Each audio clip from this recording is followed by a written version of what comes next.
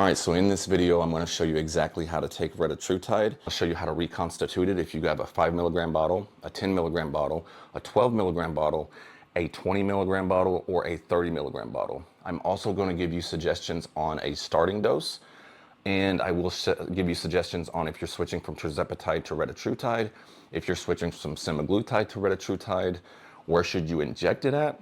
Should you inject it in your stomach? Should you inject it in your arms, legs? Where should you inject it at? And then I'm going to go over some side effects that I like to touch on in every video. I'm not going to talk about the benefits of retatrutide because if you're watching this video, you know the benefits. So let's get into it. All right, so the first thing about retatrutide is reconstituting it. So what you're going to need to do it as safely as possible is you're going to need to use backwater. You don't want to use any faucet water or anything like that. Backwater, you can usually get it from where the site that you order it from. You're going to need insulin syringes, 29 gauge to 31 gauge, 1 milliliter, which is 100 IUs. You're going to need alcohol pads. We need to stay safe and we need to stay hygienic. And then you need the retatrutide vial, and you're going to need a clean surface. Here's the step-by-step instructions on what you're going to need to do. Step 1 is clean the tops of both retatrutide and the backwater with alcohol pads. Draw up your chosen volume of backwater with your syringe, and I'm going to get into how much that you need to inject into the bottle in just a second. And then slowly inject the backwater into the retatrutide vial down the side of the glass. Don't blast it straight into the powder. And then you're going to gently swirl. You're not going to shake the powder until it is fully dissolved. And then you can label the vial if you wanted to so that you know the total milliliters added in the concentrate. So the next question is, how much backwater should you use? And I'm going to keep this super simple for you. I'm going to show a chart right here so that you can see exactly like how much that you should put in of each milligram, 5 milligrams, 10 milligrams, 12 milligrams, 20 milligrams, or 30 milligrams. Basically, what we want is every 10 unit to be a half a milligram. No matter what size bottle that you have, 5 milligram to 30, we want every 10 units to be a half a milligram. So to do that, for a 5 milligram vial, you're going to put in 1 milliliter of backwater. For a 10 milligram vial, you're going to put in 2 milliliters of backwater.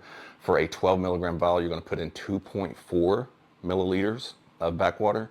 20 milligrams is 4 milliliters, and 30 milligram vials is going to be 6 milliliters of backwater. And so this is going to make it super easy for you so that you know every time that you draw out, it's going to be 0.5 milligrams at 10. And I say 10 because the insulin syringes can be measured in tens. Like if you did to where you could, 5 units was 0.5. Sometimes on those 100 unit insulin syringes, it's hard to see in between the 2 and the 4 and the 6 and all that. So doing it this way is the most helpful. Some example dosing, if you have 5 milligrams per milliliter, and that's if you have a 5 milligram bottle all the way up to a 30 milligram bottle, what we just injected the backwater in is going to be 5 milligrams per milliliter. So if you want to inject 1 milligram of retatrutide, you're going to pull up 20 units. If you want to inject 2 milligrams, you're going to pull up 40 units or 0.4 milliliters. So on and so forth. And for a beginner retatrutide dose, the best dosing is going to be 0.5 to 1 milligrams. You're going to start low, assess tolerance, and then titrate up every 1 to 2 weeks. So a typical schedule can look like this. Weeks 1 through 2 is going to be 0.5 milligrams. Weeks 3 through 4 can be 1 milligrams. Weeks 5 through 6 can be 2 milligrams, and 7 plus can be 2.5 to 5 milligrams, and you can work your way up all the way to 10 to 12 milligrams depending on your tolerance, your goals, and the results that you're getting. If you're switching from tirzepatide to retatrutide, a good dose, if you're at tirzepatide 5 to 10 milligrams, a good starting dose for retatrutide is going to be 1 to 2 milligrams. Retatrutide hits a little bit harder due to its glucagon receptor activation, so don't do 1 for 1. If you're on tirzepatide at 12.5 to 15 milligrams, a good starting dose with retatrutide is going to be about 2 to 2.5 milligrams per week. If you're switching from semaglutide to retatrutide, and you're on semaglutide at 0.25 to 0.5 milligrams,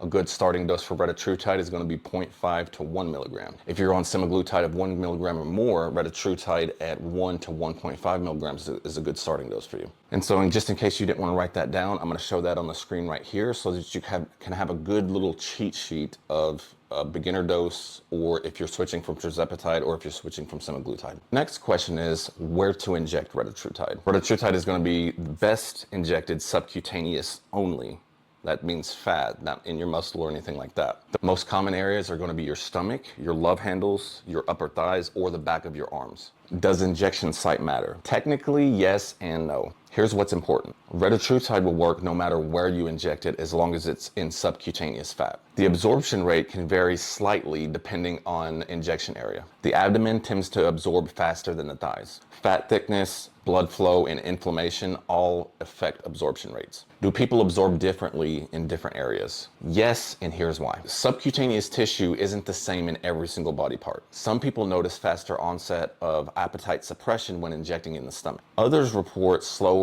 and more stable absorption rates if they inject in their glutes or their thighs. Some users find less GI stress if they switch from their abdomen to their thighs. The thing is that you need to stick consistently to an injection site and not move around so that you can track your results accurately. If you switch locations week to week, it's hard to track what's really working. So here's a chart if you want to inject it in your arms, if you want to inject it in your abdomen, or if you want to inject it in your thighs.